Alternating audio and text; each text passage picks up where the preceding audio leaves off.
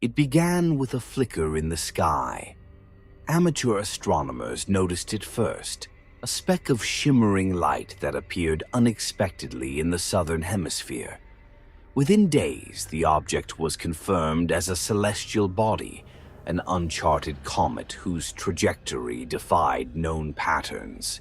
When the International Astronomical Union named it Aetheris, the world collectively turned its gaze to the heavens.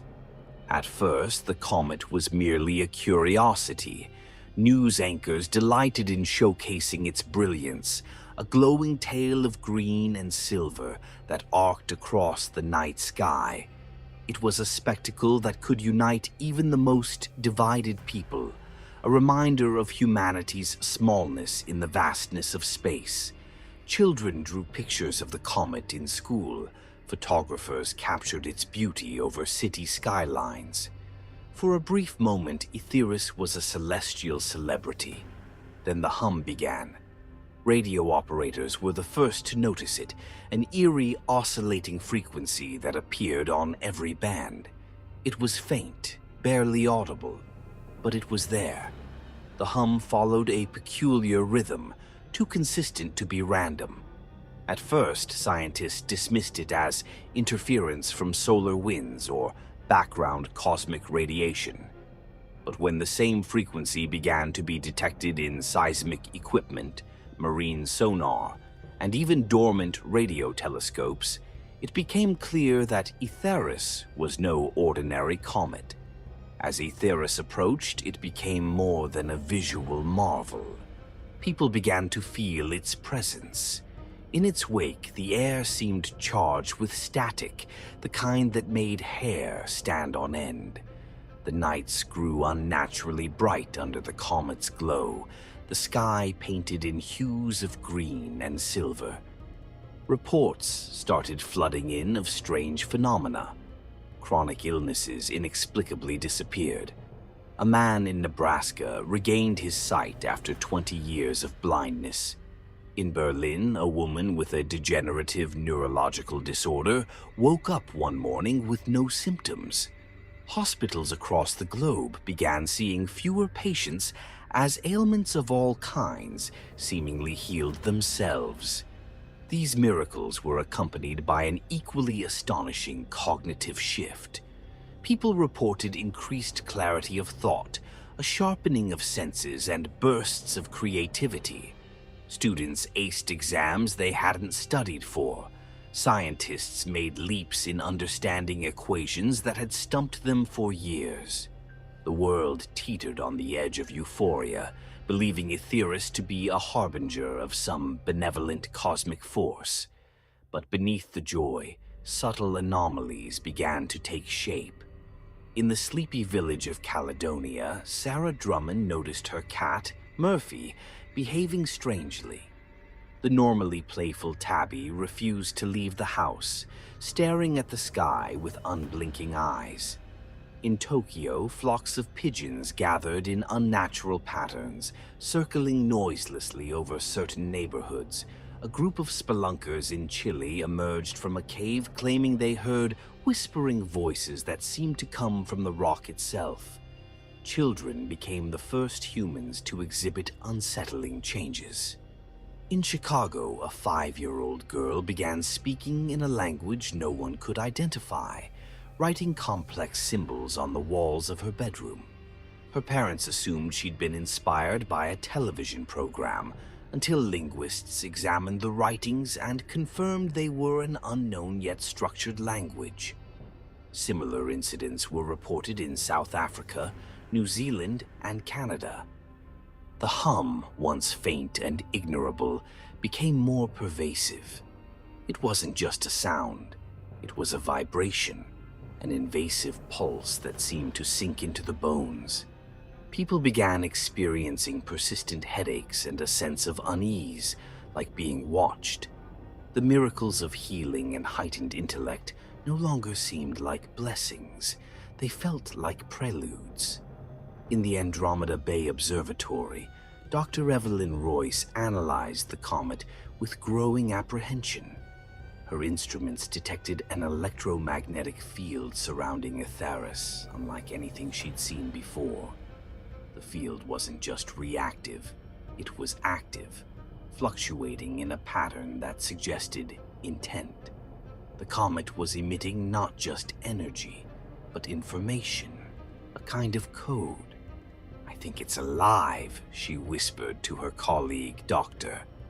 Robert Vargas, who scoffed at the suggestion. "Don't be dramatic, Evelyn.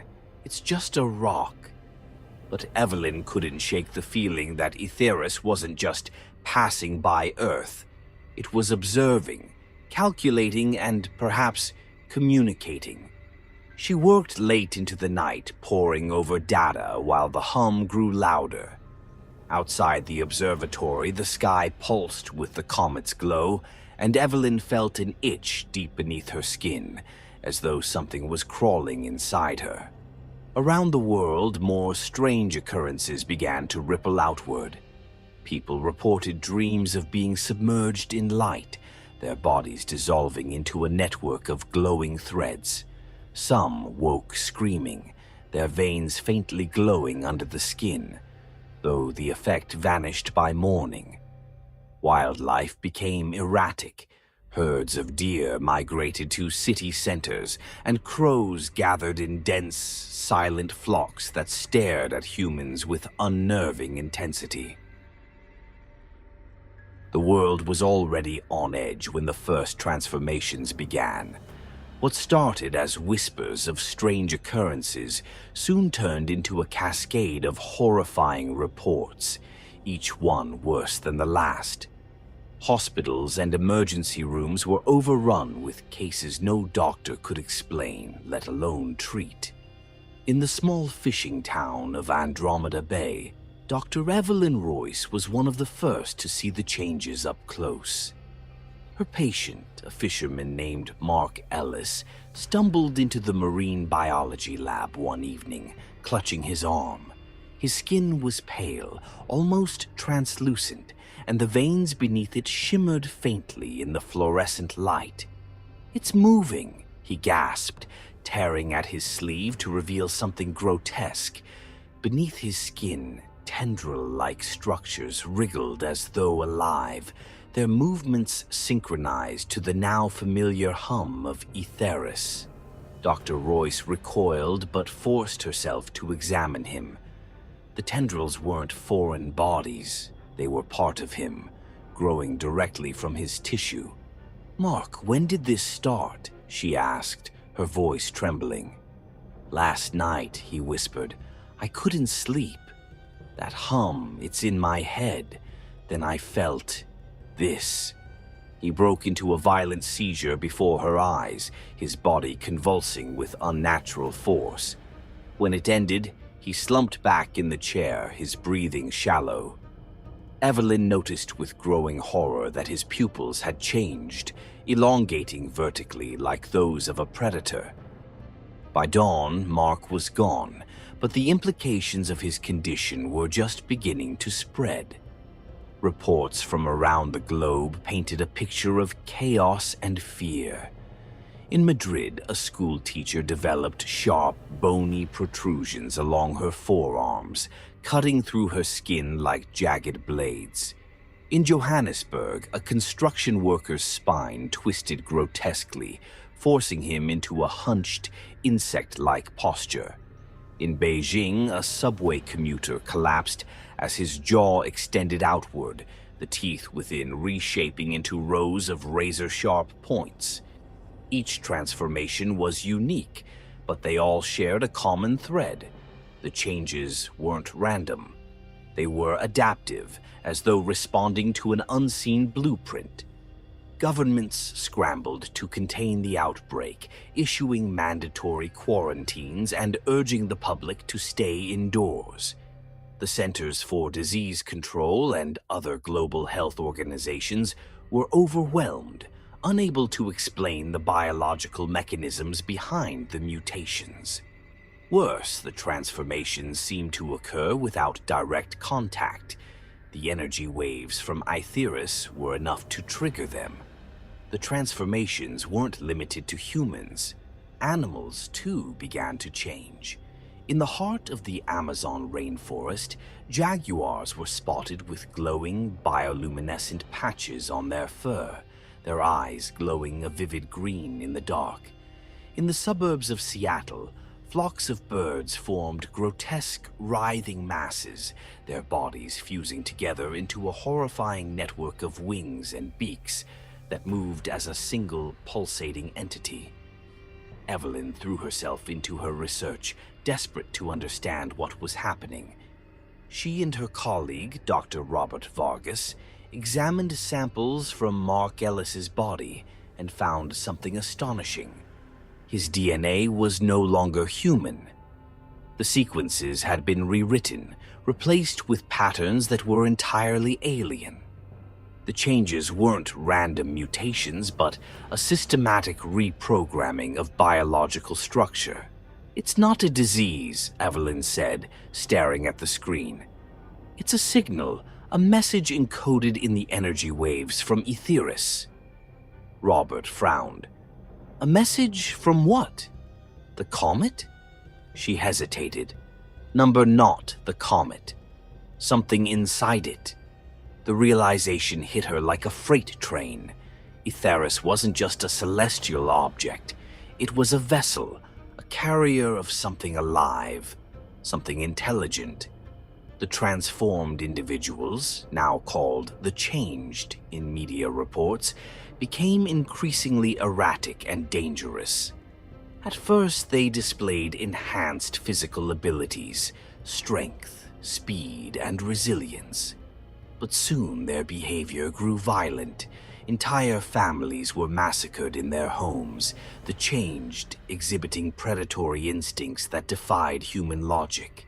Some even began speaking in a guttural, clicking language that no one could decipher, but which bore an eerie resemblance to the oscillating hum of Aetheris. The Changed weren't simply victims. They were becoming something else. Something with a purpose.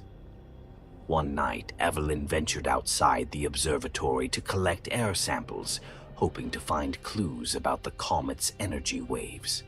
The sky above was an unnatural shade of green, the light from Aetheris illuminating the landscape with an eerie, otherworldly glow.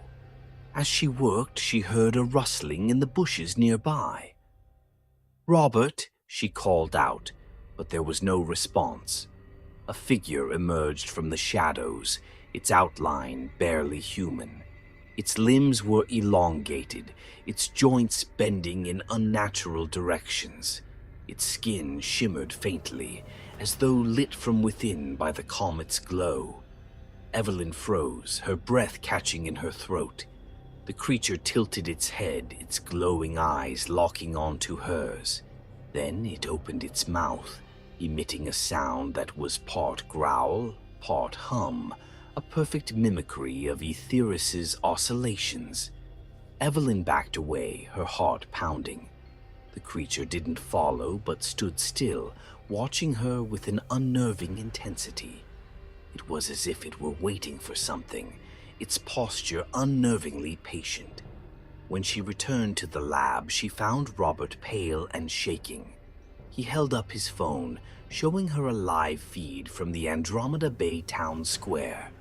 The Changed were gathering there in groups, their movements synchronized as if...